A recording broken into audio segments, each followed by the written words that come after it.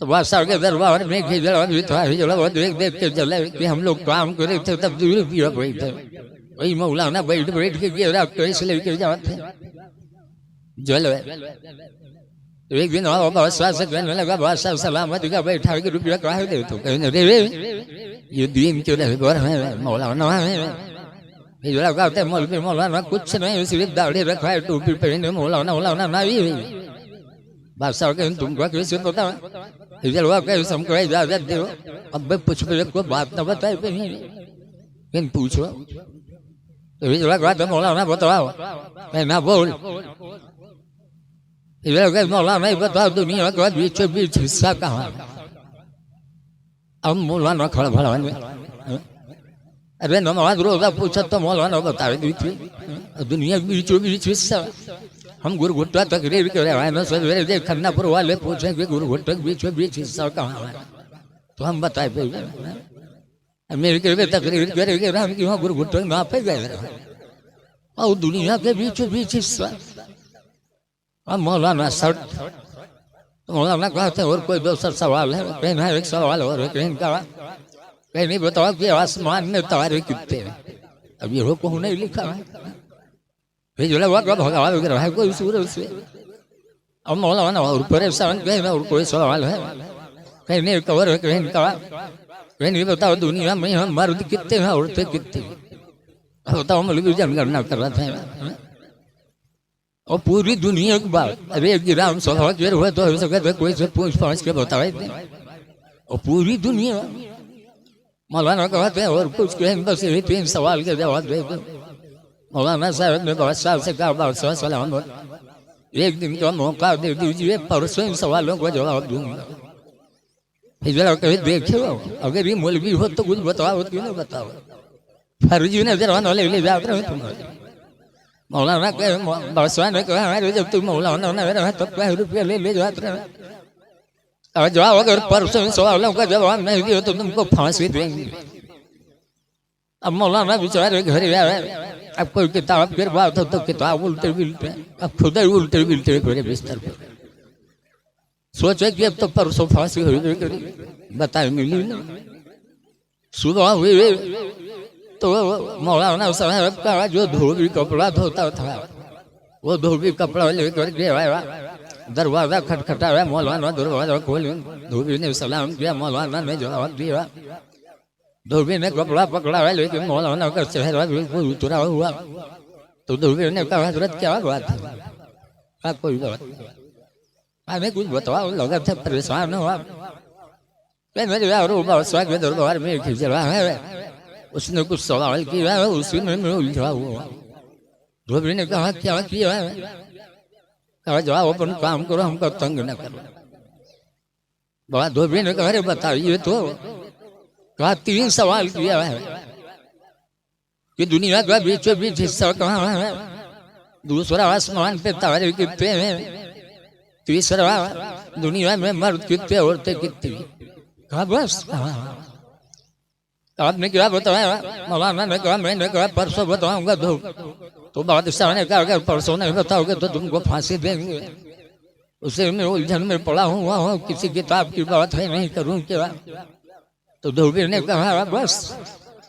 आप जाइए आराम करिए अब परसों जब जाइएगा आपसे पूछेंगे तो आप कहिएगा ये छोटे छोटे मसले मेरे शान के खिलाफ है इसको तो मेरा धोबी बताएगा और मैं आगे बता दूंगा मौलाना कहीं हमारे जिंदगी भर हम पढ़े पढ़ाए हमको नहीं पता है अब तू जिंदगी भर कपड़ा धोए तू कैसे जाना थे तो धोबी कहीं समय पता है बादशाह मौलाना ने कहा बताओ क्या बताओ कहीं यहाँ नहीं बताएंगे वही बताएंगे मौलाना कहीं सही बताओ ऐसे है तो परसों तक सोचबे अगर जान पे तो हुआ जेबे नहीं भाग के कहूँ जान बचे अतरे कहे हुआ चले जाए फोकट में हमारा काम तमाम हो जाए तो बेवा कहे साहब घबराइए नहीं मैं बेवफा नहीं मैं बावफा हूँ खैर तसल्ली दिया मौलाना को तसल्ली हुई 3रा दिन आया तो मौलाना साहब वहाँ पहुँचे अभी जलवा ताक में खड़ा रहा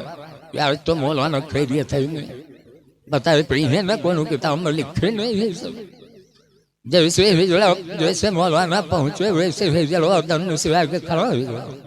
कैसा मौलाना बताओ? मौलाना ने कहा बैठ उधर। इस जोर से मौलाना ने डांटा हिजड़ा हड़बड़ा गया। उधर बैठ। हिजड़ा के वहां बैठा। मौलाना ने कहा सुन, ये छोटे छोटे सवाल हैं, इन सवालों का जवाब तो मेरे धोबी बताएगा। अच्छा, अब धोबी का इंतजार होने लगा। इतने में धोबी गधा पर बैठा और सोटा वोटा लेके वहां पहुंचा। जब बादशाह के दरबार के सामने गधा खड़ा किया और गधे पर खुद इजाजत मांगी, तो जब इजाजत मिली तो गधा से उतरने गधा समेत घुसे लगे। लोगों ने डांटा, कहा अरे बेवकूफ, ये बादशाह का दरबार है, यहाँ अच्छे अच्छे लोग आने का मौका नहीं पाते, तू गधा ला रहा है। कहने में गधा लेके आऊंगा। जब उसे फिर मना किया गया तो उसने बादशाह से कहा हुजूर गधा लाने दीजिए, गधे के सवाल का जवाब गधा ही बताएगा, कोई दूसरा नहीं बता सकता। शर्त लगा दी तो बादशाह ने इजाजत दे दिया। गधा लेके अंदर धोबी पहुंचा, उतरा, सोटा हाथ में, कहा कहाँ है गधा? आ गया। क्या है तेरा सवाल? जवाब में कहा मेरा पहला सवाल ये है कि दुनिया का बीचों बीच हिस्सा कहाँ? दुनिया का, हिंदुस्तान नहीं, दुनिया का।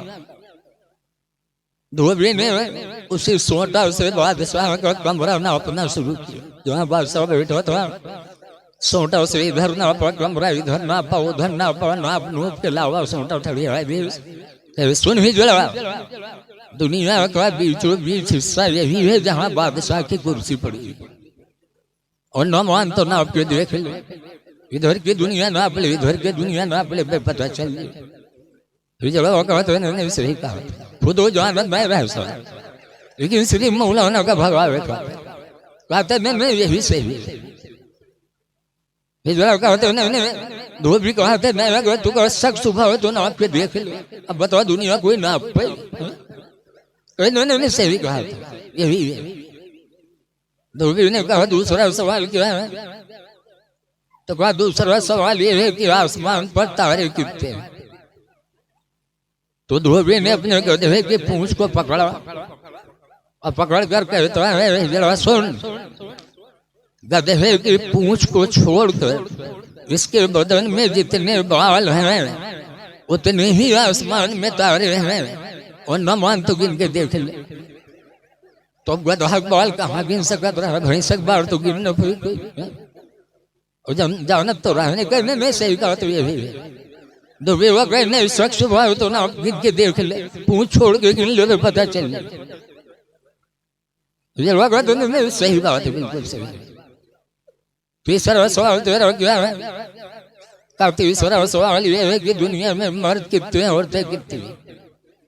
धोबी आंखें बंद की गिनती गिनना शुरू कर दी। 1 2 3 4 5 6 7 8 9 10 11 12 13 14 15 16 17 तक फिर गिनती छोड़ दी, फिर शुरू से 1 2 3 4 5 6 7 8 9 10 11 12 13 14 15 16 17 फिर छोड़ दी।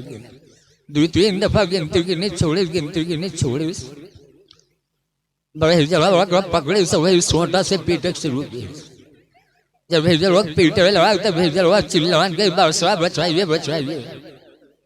बादशाह ने डांटा, अरे भेजल क्यों मार रहे हो?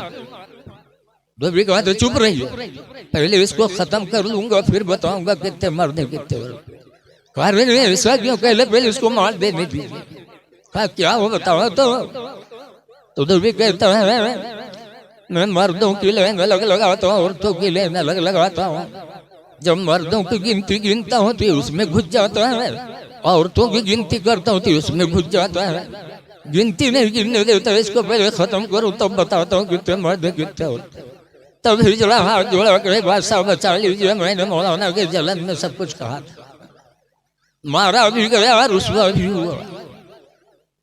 लिखते हैं कि लोगों हसद न करो, हसद का अंजाम बहुत खराब होता है। मोमिन हो, मोमिन से मोहब्बत से मिलो।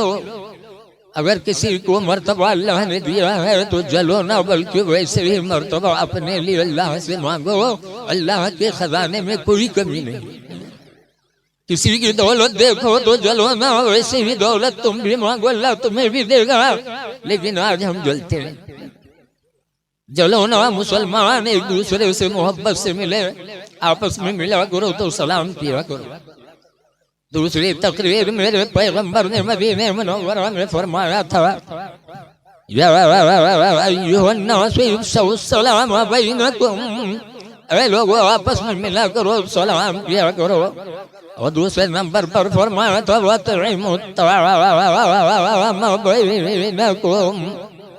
और आपस में एक दूसरे को खाना खिलाया करो। ये दूसरा पैगाम था मेरे नबी का मदीने मुनव्वरा में, कि अल्लाह के बंदों को खाना खिलाया करो, इसलिए कि वो नेकी है इंसान की जो कभी मरती नहीं है।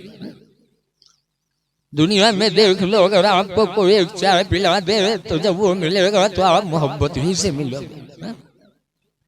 खाना खिलाओ, पानी पिलाओ। दुनिया में अगर आपने किसी की खिदमत की है तो इंशाअल्लाह क़यामत में उसका सिला मिलेगा।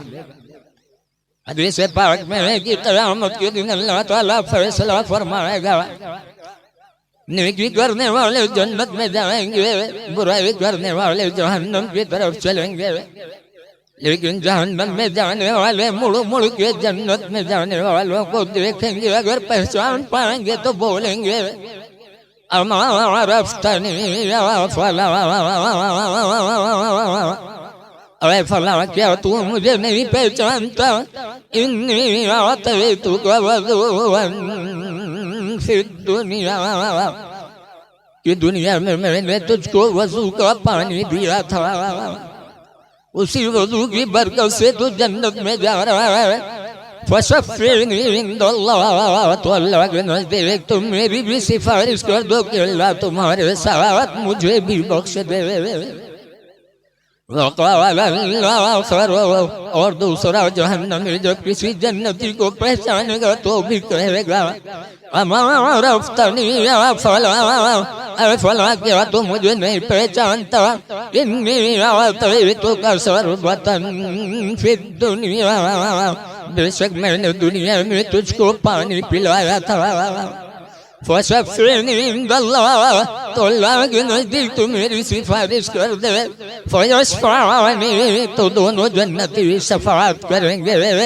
फयुशफ़अन, तो दोनों की शफ़ाअतें कबूल हो जाएंगी और वो दोनों जहन्नमी भी बख्श दिए जाएंगे। इसलिए लोगों, अगर दुनिया में किसी को खाना खिलाओगे, पानी पिलाओगे तो इंशाअल्लाह ये वो नेकी है कि क़यामत के दिन काम आएगी। इसलिए वो जो फरमाते हैं, तो आपस में एक दूसरे को खाना खिलाओ। ये नेकी वो है जो कभी पुरानी नहीं होगी। इसीलिए वो फरमाते हैं,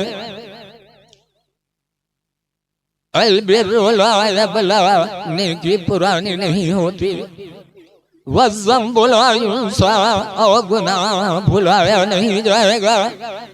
इअमलू मा शिअ्तुम, तुम लोग जो चाहो कर लो, कमा तदीन तुदान, जैसा करोगे वैसा पाओगे।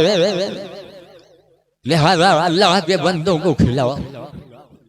कोई भी भूखा जाए, चाहे हिंदू हो चाहे मुसलमान हो, आदम अलैहिस्सलाम की औलाद है, हमारे इंसानी भाई हैं।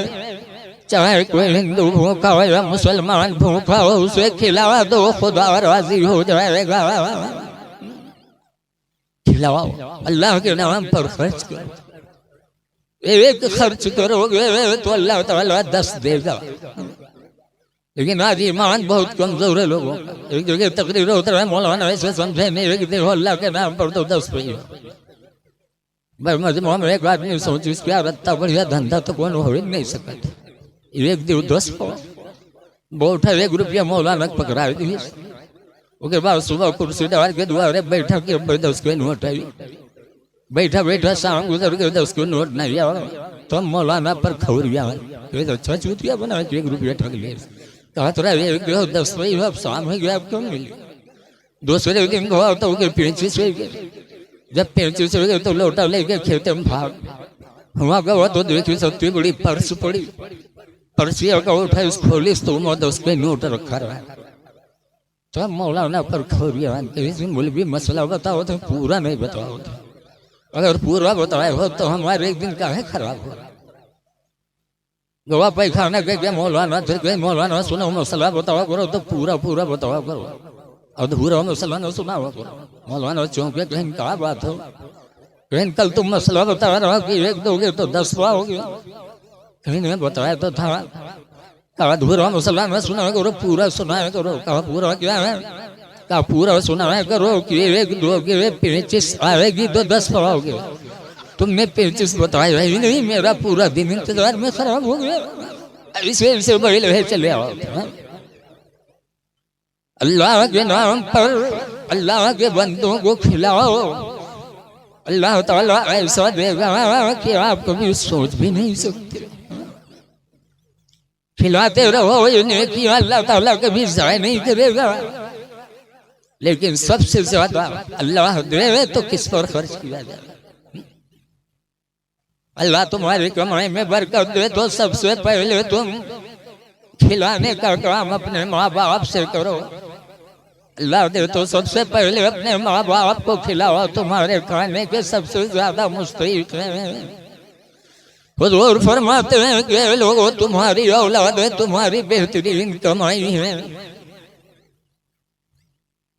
चुप रहो बेटा औलाद बेहतरीन कमाई है बाप की हुजूर फरमाते कुलो मिन तीबी कसबी औलादिकुम ऐ लोगों तुम अपने औलाद की बेहतरीन कमाई खाया करो क्योंकि औलाद माँ बाप की बेहतरीन कमाई तो सबसे पहले अपने माँ बाप को खिलाओ फिर और अल्लाह के बंदों को खिलाओ हिंदू मुस्लिम न देखो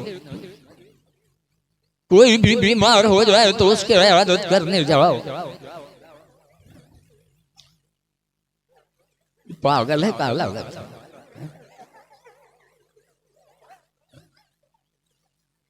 देखो मुस्लिम शरीफ की हदीस में कि एक बंदा क़यामत के दिन अल्लाह की बारगाह में हाजिर होगा तो अल्लाह ताला उससे नजर रहमत मोड़ लेगा तो वो बंदा कहेगा पाक परवरदिगार मैंने तेरी रज़ा के लिए रोजे रखे नमाज़ें पढ़ी कुरान पढ़ा और तू हमसे नजर रहमत मोड़ रहा है तब अल्लाह फरमाएगा उस दिन कि मैं बीमार पड़ा था तुम मुझे देखने नहीं आए तो वो बंदा चौंकेगा कि अल्लाह कब बीमार हुआ अर्ज करेगा परवरदिगार तो खालिक व मालिक है बीमार बंदे होते तू कब बीमार हुआ तब अल्लाह फरमाएगा तेरा फला पड़ोसी बीमार था तो अपने बीमार पड़ोसी को देखने नहीं गया अगर तू अपने बीमार पड़ोसी को देखने जाता तो मैं अपने उस बीमार बंदे के पास मौजूद था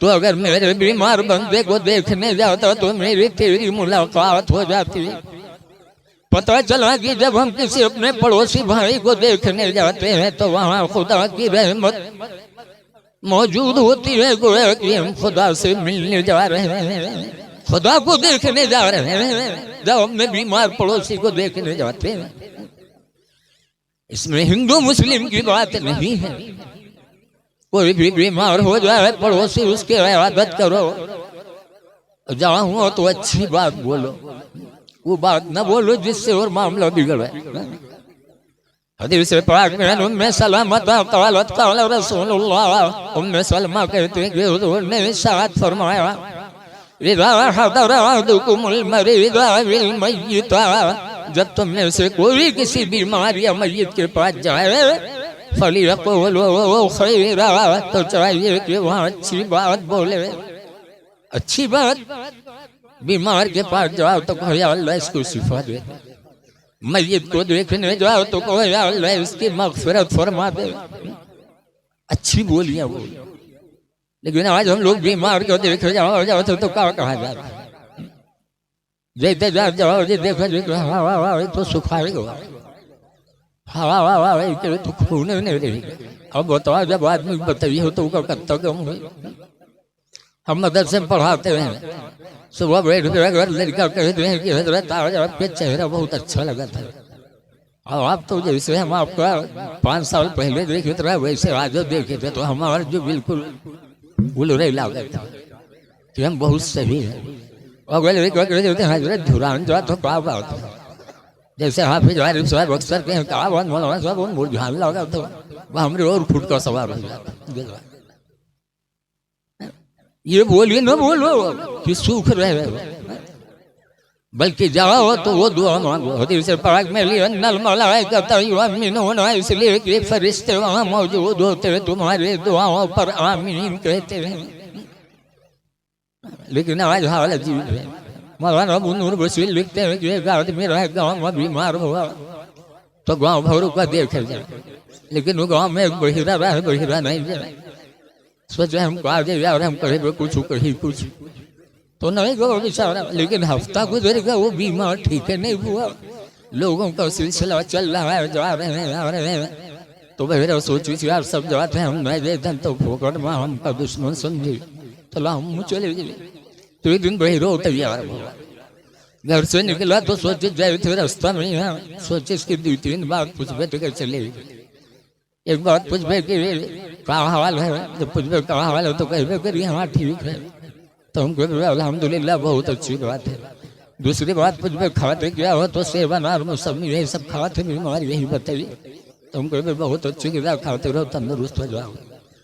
तीसरी बात पूछेंगे किस डॉक्टर का इलाज चल रहा है तो किसी अच्छे डॉक्टर का नाम बताएगा तो मैं कहूँगा बहुत अच्छा डॉक्टर इलाज करते रहो ठीक हो जाओ। इतना कह के चलिए भैया सोच समझ के वहाँ पहुँचा, वहाँ के बाद सलाम करे बात पूछा तो भैया कहाँ हाल है, तो परेशान बहुत रहा कहते मरी थे और क्या हाल है। भैया कहते अल्हम्दुलिल्लाह बहुत अच्छी बात है। अब वो बीमार बेचारा तड़प उठा के हाल भाई कहाँ दुश्मन आएगा, हम कहते मरी थे कहते अल्हम्दुलिल्लाह बहुत अच्छी बात। लेकिन बहिर से कहा मतलब बहिर फौरन दूसरा सवाल कि खाते क्या है, तो गुस्सा भयंकर है, तो कहे सब कहा खाते अब जहर खरीद रहो और कहा खाए, तो कहते बहुत अच्छे गिरा खाते रहो तंदुरुस्त हो जाओगे। अब वो और परेशान, लेकिन बहिर से कोई मतलब नहीं। बहिर फौरन तीसरा सवाल किस डॉक्टर का इलाज चल रहा है, तो गुस्सा में कहना डॉक्टर है कि बिल्कुल मौत आवा था।